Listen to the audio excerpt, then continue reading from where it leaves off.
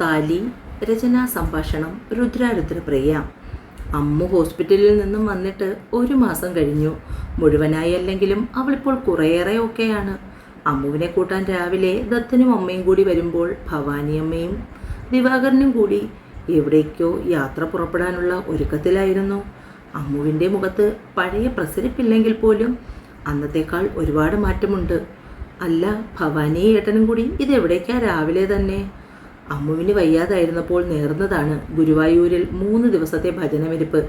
ഇന്നെന്തായാലും അമ്മു പോകുമ്പോൾ ഞങ്ങളും ഇറങ്ങാമെന്ന് കരുതി, ദിവാകരേട്ടനും ഞാനും. അപ്പോൾ ഹരി വരുന്നില്ലേ? അവൻ ഇവിടെ തടിച്ചായി പോകുമല്ലോ. വൈകുന്നേരം ഓഫീസിൽ നിന്ന് വരുമ്പോൾ അവിടെ വന്ന് നിൽക്കട്ടെ. അന്യ വീടൊന്നുമല്ലല്ലോ. അതല്ല ദത്തൻ മോൻ്റെ അമ്മേ, അവനെ ഓഫീസ് കാര്യവുമായി ബന്ധപ്പെട്ട് ബോംബെ വരെ പോകാനുണ്ട്. രാവിലത്തെ ഫ്ലൈറ്റിൽ അവൻ പോവുകയും ചെയ്തു. എങ്ങനെയുണ്ട് മോളെ ഇപ്പോൾ? അമ്മുവിനെ നോക്കി ദത്തൻ്റെ അമ്മ ചോദിച്ചു. എനിക്കിപ്പോൾ കുഴപ്പമൊന്നും ഇല്ല അമ്മേ. പറയുമ്പോൾ അത്ര തെളിച്ചമില്ലായിരുന്നു അവളുടെ മുഖത്ത്. അന്നത്തെ തിക്കിലും തിരക്കിലും ബഹളത്തിനും ഇടയിൽ പറയാഞ്ഞതാണ്. പറയാനുള്ള മാനസികാവസ്ഥയും അല്ലായിരുന്നു. ഇതൊക്കെ നമ്മുടെ ജീവിതത്തിൽ സംഭവിക്കുന്ന കാര്യങ്ങളാണ്. ഇതിനൊക്കെ നമ്മൾ തളർന്നു പോയാൽ പിന്നെ മുന്നോട്ട് ജീവിക്കാൻ കഴിയില്ല. ദത്തൻ ശരിക്കും പറഞ്ഞാൽ എൻ്റെ 2ാമത്തെ മകനാണ്. ദത്തനേക്കാൾ മുന്നേ ഒരു കുഞ്ഞുകൂടി ഉണ്ടായിരുന്നു. പ്രസവിച്ച് 2 മാസം കഴിഞ്ഞപ്പോൾ ആ മോള് മരിച്ചു.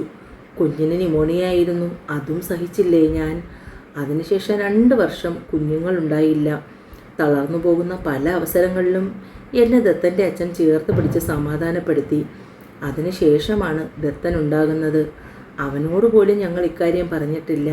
കാരണം ഇപ്പോഴും എനിക്ക് എൻ്റെ മോളെക്കുറിച്ച് ആലോചിക്കുമ്പോൾ നെഞ്ചിൽ നീറ്റലാണ്. മോളതുകൊണ്ട് കഴിഞ്ഞതൊന്നും മറന്ന് സന്തോഷത്തോടു കൂടി ഇരിക്കണം. എന്നാൽ പിന്നെ ഇനിയും ഇരുന്ന് സമയം കളയുന്നില്ല. ഞങ്ങൾ ഇറങ്ങട്ടെ ഭവാനി. ഭവഞ്ചന കഴിഞ്ഞ് നിങ്ങൾ അങ്ങോട്ട് വന്ന് ഇറങ്ങൂ. ഇപ്പോൾ കുറേ ആയില്ലേ അങ്ങോട്ടൊക്കെ ഒന്ന് വന്നിട്ട്.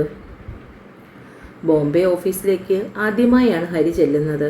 ബോംബെയിൽ ആദ്യമായിട്ടായിരുന്നു. വർഷങ്ങളായി ഈ കമ്പനിയിൽ ജോലി ചെയ്യുന്നുണ്ടെങ്കിലും ഇതുവരെയും ഈ ബ്രാഞ്ചിലേക്ക് വരേണ്ട ആവശ്യം ഉണ്ടായിട്ടില്ല. പലപ്പോഴും അവിടുത്തെ മാനേജറുമായി സംസാരിച്ചിട്ടുള്ളത് കൊണ്ട് തന്നെ ആ സമാധാനത്തിലാണ് ഹരി വന്നത്. രാവിലെ കൃത്യം 10 മണിക്ക് തന്നെ ഹരി എത്തുമ്പോൾ എയർപോർട്ടിൽ റിസീവ് ചെയ്യാൻ ആളുണ്ടായിരുന്നു. കമ്പനി വക ഗസ്റ്റ് ഹൗസിലാണ് കൊണ്ടുപോയത്. ഫ്രഷായി ബ്രേക്ക്ഫാസ്റ്റ് കഴിച്ചുകൊണ്ട് നേരെ ഓഫീസിലേക്ക് തിരിച്ചു. വരുമ്പോൾ തന്നെ ഗസ്റ്റ് റൂമിലേക്കാണ് കൊണ്ടുപോയത്. അർജൻറ്റ് മീറ്റിംഗ് നടക്കുകയായിരുന്നു അവിടെ. ബോംബെയിലാണെങ്കിലും ഒരുപാട് മലയാളി സ്റ്റാഫ് ഉണ്ടായിരുന്നു. ഹരിക്ക് അത് ആശ്വാസമായിരുന്നു. റിസീവ് ചെയ്യാനും മറ്റും വന്നതും PA.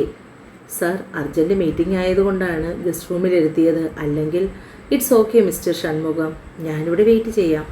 ഏകദേശം 1 മണിക്കൂർ കഴിഞ്ഞാണ് മീറ്റിംഗ് അവസാനിപ്പിച്ച് എല്ലാവരും പോയത്. സർ, മീറ്റിംഗ് ഡിസ്പേഴ്സായി, ക്യാബിനിലിരിക്കാം. ഷൺമുഖം വന്ന് പറയുമ്പോൾ ഹരി എഴുന്നേറ്റു. ഇവിടുന്ന് നേരെ പോയി ലെഫ്റ്റിലാണ്. എനിക്ക് അർജൻറ്റായി 1-2 ഡോക്യുമെൻറ്റ്സ് മെയിൽ ചെയ്യാനുണ്ട് സാർ. അതുകൊണ്ട് ക്യാബിനിൽ വെയിറ്റ് ചെയ്താൽ മതി. ഓക്കെ ഷൺമുഖം. അയാൾക്ക് നന്ദി പറഞ്ഞുകൊണ്ട് ഹരി ക്യാബിനിലേക്ക് നടന്നു. നേരെ പോയി ലെഫ്റ്റ് കയറുമ്പോഴാണ് ഇടത് സൈഡിലെ ഡോർ തുറന്ന് ആരോ ഒരാൾ പുറത്തേക്ക് ഇറങ്ങിയത്. ഹരി അത് ശ്രദ്ധിക്കാത്തത് കൊണ്ട് തന്നെ 2 പേരും തമ്മിൽ കൂട്ടിമുട്ടി. വീഴാതിരിക്കുന്നതിനായി ഹരിയെ ആരോ ശക്തമായി പിടിച്ചതും ഹരിയും തിരികെ അവരെ ചേർത്ത് പിടിച്ചു. 2 പേരും നിന്ന് വട്ടം ചുറ്റി അടുത്തുള്ള ചുവരിൽ ഹരി വീഴാതെ ചാരി നിന്നു. 2 പേരും കിതപ്പടക്കി ഒന്ന് സ്റ്റഡിയായി നോക്കുമ്പോഴാണ് തൻ്റെ മാറിൽ മുഖം ചേർത്ത് നിൽക്കുന്ന ഒരു പെൺകുട്ടിയെ ഹരി ശ്രദ്ധിച്ചത്. അവൻ വേഗം അവളെ പിടിച്ച് നേരെ നിർത്തി. Sorry, I am extremely sorry, കിളിമൊഴി പോലെ അവൾ പറഞ്ഞു. അപ്പോഴാണ് ഹരി അവളെ ശ്രദ്ധിക്കുന്നത്. ഷോൾഡർ വരെയുള്ള മുടി ഭംഗിയായി കളർ ചെയ്തിരിക്കുന്നു.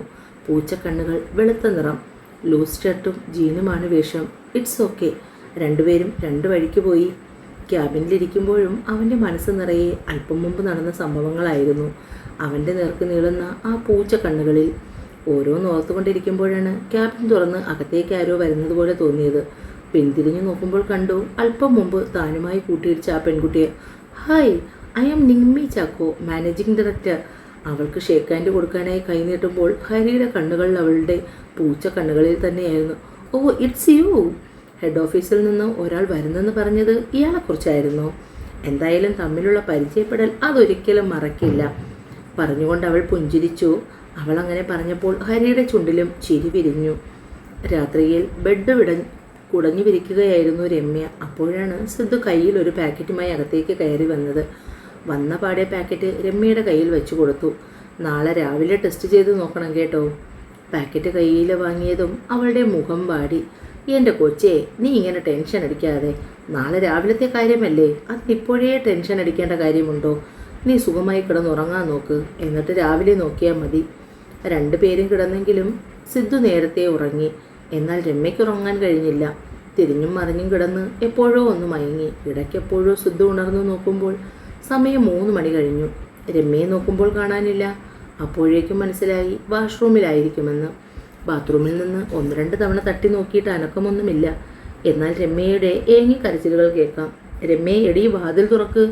1-2 തവണ മുട്ടി വിളിച്ചിട്ടും അവൾ ഡോർ തുറക്കാൻ തയ്യാറായില്ല. ഇനിയും തുറന്നില്ലെങ്കിൽ ഞാൻ ഇത് ചവിട്ടി പൊളിക്കും. സിദ്ധുവിന് ദേഷ്യം വന്നു. എടി വാതിൽ തുറക്ക്. രമ്യ വാതിൽ തുറന്ന് പുറത്തേക്ക് ഇറങ്ങി. കരഞ്ഞ് കണ്ണുമുഖവും വീർത്തിരിക്കുന്നു. എന്താ മോളെ ഇതൊക്കെ? അവളുടെ മുഖം ഇരു കൈയാലും പൊതിഞ്ഞു പിടിച്ചു സിദ്ധു. സിദ്ധുവേട്ടാ, കരഞ്ഞുകൊണ്ട് പെണ്ണവൻ്റെ മാറിലേക്ക് ചാഞ്ഞു. എടി സാരമില്ല, നമുക്കിനിയും സമയമുണ്ട്. അവൾ മുഖമുയർത്തി അവനെ നോക്കി. സിദ്ധുവിൻ്റെ കണ്ണിലും നീർപ്പൊടിഞ്ഞു. അവൾ അവൻ്റെ മുഖമാകെ ഭ്രാന്തമായി ചുംബിച്ചു. കയ്യിലിരുന്ന പ്രഗ്നൻസി കിറ്റ് അവൻ്റെ നേർക്കുയർത്തി കാണിച്ചു. അതിൽ തെളിഞ്ഞു കാണുന്ന 2 ചുവന്ന വരകൾ. സിദ്ധുവിൻ്റെ മുഖം സന്തോഷം കൊണ്ട് വിടർന്നു. ഇടി നമ്മുടെ കുഞ്ഞ്. അവൻ്റെ കൈ അവളുടെ വയറിൽ പതിയെ തലോടി. നമ്മുടെ കാത്തിരിപ്പ് അത് വെറുതെ ആയില്ല സിദ്ധുവേട്ടാ. 2 പേരും കെട്ടിപ്പിടിച്ചു നിന്ന് ഏങ്ങി കരഞ്ഞു. എങ്ങനെയെങ്കിലും നേരം വെളുത്താൽ മതിയെന്നായിരുന്നു ഈ സന്തോഷം എല്ലാവരെയും അറിയിക്കാൻ.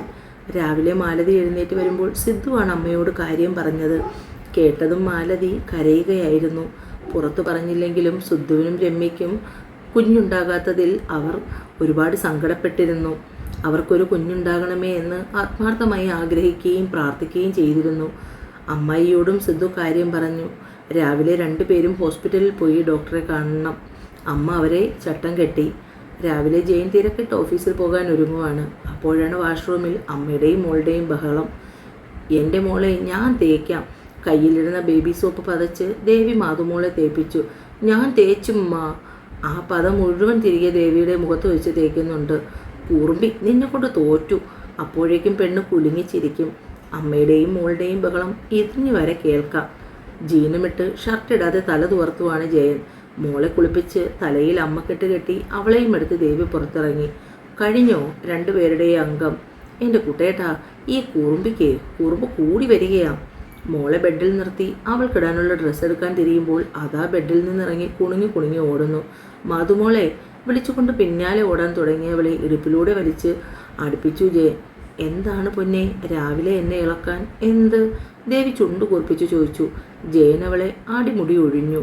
സാരി വാരി വലിച്ച് ഇടുപ്പിൽ പൊക്കി കുത്തിയിട്ടുണ്ട്.